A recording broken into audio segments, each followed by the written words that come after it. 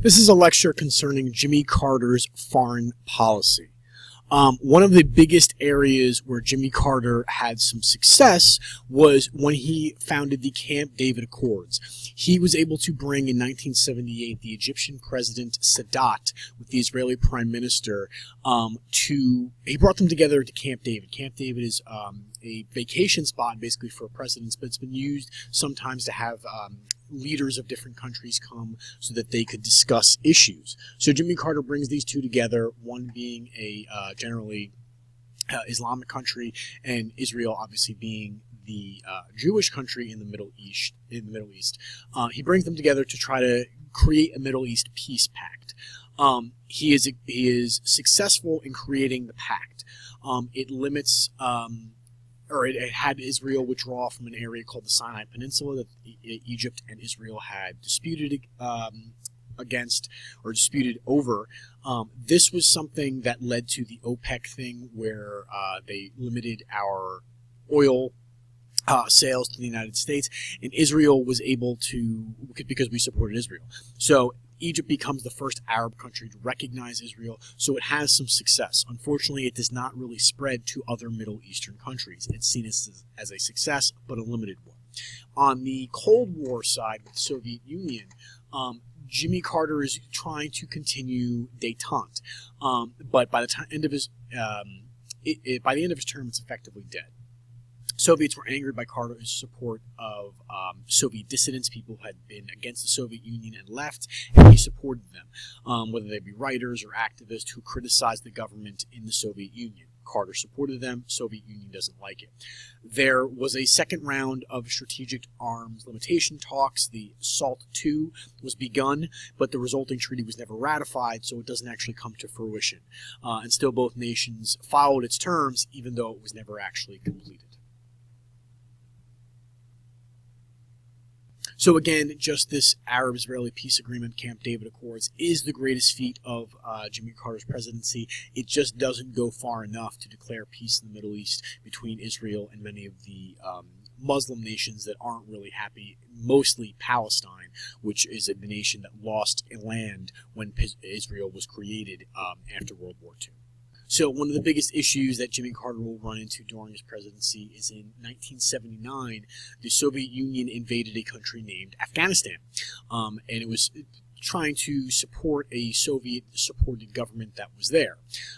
So Carter called the invasion a clear threat to peace and took steps to show America disapproved of Soviet aggression. This is when we will secretly kind of back people like Osama bin Laden, and the Soviets will eventually be kicked out of Afghanistan, but we are not really there to pick up the pieces after a major war between the Soviet Union and the Afghanis.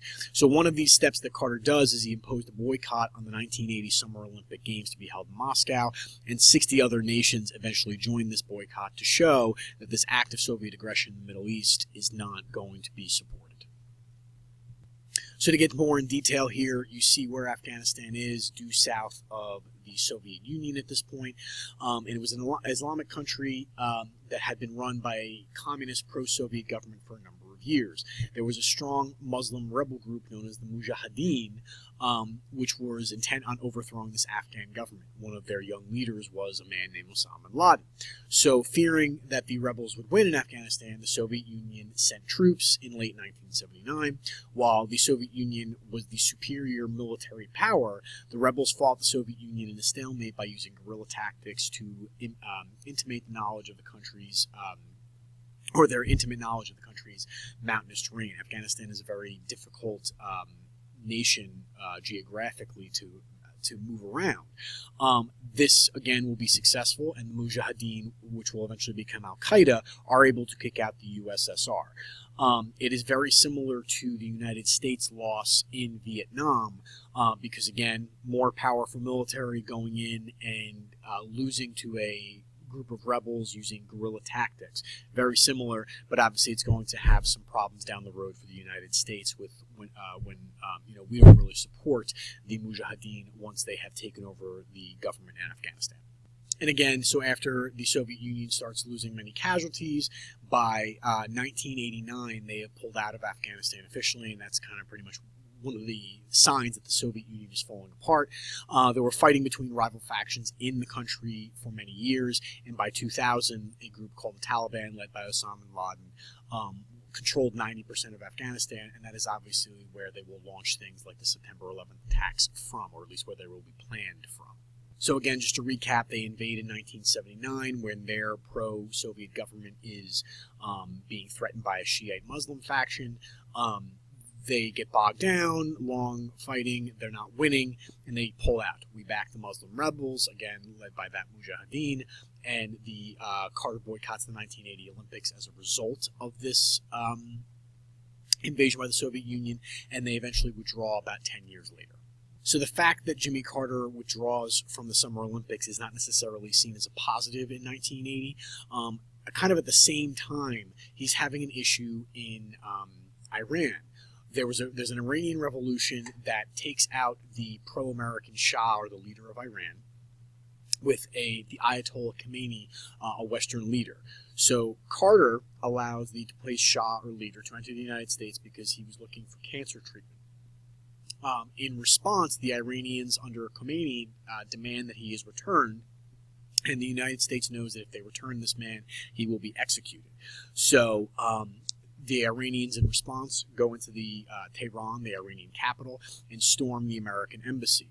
52 Americans are taken hostage, and they are moved from place to place for 444 days. They remain as hostages. Carter had attempts to go in to secure the hostages' freedom, but they will not be successful. So this event is really going to lead to probably Jimmy Carter's biggest downfall. He's seen as ineffective. The fact that 52 Americans are held for over a year by a fundamentalist Muslim group really shows that foreign policy, the lack of experience that he had in foreign policy, which was seen as a benefit to him early in his presidency, is coming back to bite him here because he's not able to get these hostages back, or at least that's how the Americans perceive it. So in 1980, when he is up for re-election, he will run against a very conservative candidate named Ronald Reagan, and Reagan wins in a landslide. Carter is seen as having, the American people lack confidence in Carter. He doesn't really deal too well with the economy. He gets the Camp David Accords, but the Soviets are expanding into Afghanistan, even though we don't know at this point that they will eventually be kicked out. The Iranian hostage crisis is showing that he's ineffective. So there's a lot of things working against him, even on a domestic policy, his nuclear power plants, his hope for greener energy kind of has a scare when the 3 Mile Island incident happens in Pennsylvania. So finally, in early 1981, after he is taken out of office because Ronald Reagan becomes president, Iran agrees to release the hostages. And it's actually on Inauguration Day that this is agreed upon, and President Reagan sends Carter to greet the hostages when they arrive at the U.S. military base in West Germany, kind of as a peace symbol between the two candidates, but also to show that he did try to get these people released. And obviously Reagan will get some credit because he is inaugurated on the day that they are released, but he didn't really do anything. Carter was the one who eventually negotiates their release. So although Jimmy Carter has some successes, most people and historians would argue that his presidency on both a foreign and domestic stance was not too successful.